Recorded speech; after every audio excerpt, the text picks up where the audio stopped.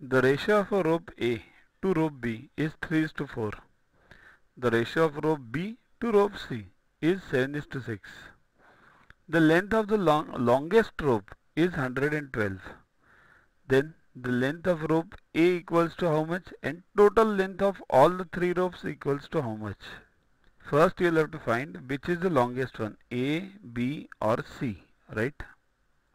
A upon B equals to 3 upon 4, B upon C equals to 7 upon 6. Now in books there are various methods given, but the fastest method available is here. Find the LCM of B. Now what is the B over here? 4 and B over here 7. So what is the LCM of that? 28. So bring everything to 28, all the B's to 28. So 4 into 7, so numerator 3 into 7, 21 upon 28, A upon B, right? For B upon C, 7 fours are, so 6 fours are, 28 upon 24. Now we have got B common. Now A is to B is to C equals to how much?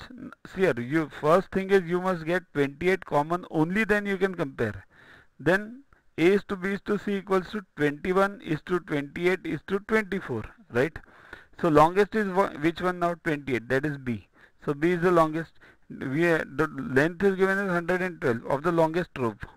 Find the ratio. 112 by 28, that is 4. Multiply each one by 4. So 21 into 4, 84. C, 24 into 4, 96. You got the first answer as A. You got the total as 84, 96 and 112. Add them, you get 290.